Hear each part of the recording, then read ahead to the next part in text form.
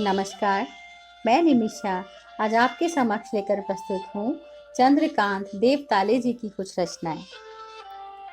चंद्रकांत देवताले प्रसिद्ध भारतीय कवि एवं साहित्यकार थे।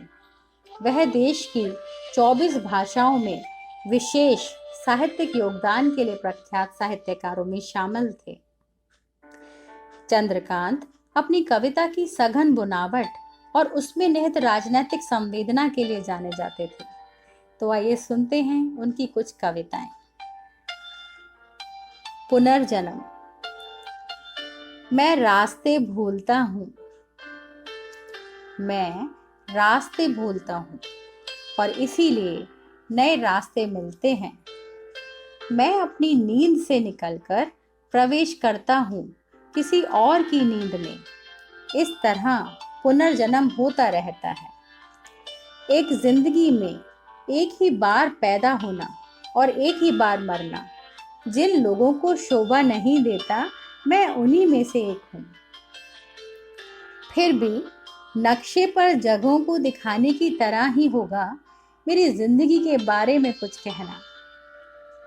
बहुत मुश्किल है बताना कि प्रेम कहाँ था, किन किन रंगों में, और जहाँ नहीं था प्रेम उस वक्त वहाँ क्या था।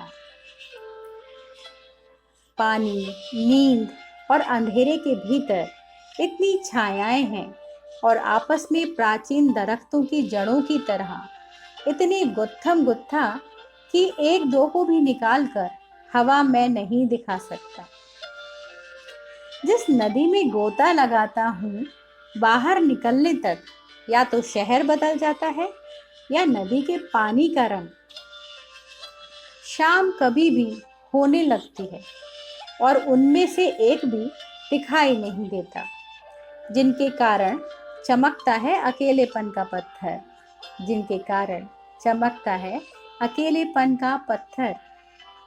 एक और रचना है, मैं आता रहूंगा तुम्हारे लिए। मेरे होने के प्रगाढ़ अंधेरे को पता नहीं कैसे जगमगा देती हो तुम अपने देखने भर के करिश्मे से। मेरे होने के प्रगाढ़ अंधेरे को पता नहीं कैसे जगमगा देती हो तुम अपने देखने भर के करिश्मे से। कुछ तो है तुम्हारे भीतर जिससे अपने बियावान सन्नाटे को तुम सितार सा बजा लेती हो। समुद्र की छाती में अपने असंभव आकाश में तुम आजाद चिड़िया की तरह खेल रही हो। उसकी आवाज की परछाई के साथ जो लगभग गूंगा है, और मैं कविता के बंदरगाह पर खड़ा आंखें खोल रहा हूं गहरी धुंध में। लगता है काल्पनिक खुशी का भी अंत हो चुका है। पता नहीं कहां किस चट्टान पर बैठी तुम फूलों को नोच रही हो। मैं यहाँ दुख की सूखी आंखों पर पानी के छींटे मार रहा हूँ। हमारे बीच तितलियों का अभेद्य पर्दा है शायद। जो भी हो, मैं आता रहूंगा उजली रातों में। चंद्रमा को गिटार सा बजाऊंगा तुम्हारे लिए, और बसंत के पूरे समय बसंत को रुई की तरह धुनकता रहूंगा तुम्हारे लिए। बसंत को रुई की तरह धुनकता रहूंगा तुम्हारे लिए, तुम्हारे लिए। एक और रचना है, तुम्हारी आंखें। ज्वार से लबालब समुद्र जैसी तुम्हारी आंखें। ज्वार से लबालब समुद्र जैसी तुम्हारी आंखें मुझे देख रही हैं, और जैसे झील में टपकती है ओस की बूंदें तुम्हारे चेहरे की परछाई मुझ में प्रतिक्षण। और जैसे झील में टपकती है ओस की बूंदें तुम्हारे चेहरे की परछाई मुझ में प्रतिक्षण। और यह सिलसिला थमता ही नहीं, ना तो दिन खत्म होता है और ना रात। होठों पर चमकती रहती है बिजली, पर बारिश शुरू नहीं होती। मेरी नींद में सूर्य चंद्रमा जैसी परिक्रमा करती तुम्हारी आंखें। मेरी नींद में सूर्य चंद्रमा जैसी परिक्रमा करती तुम्हारी आंखें।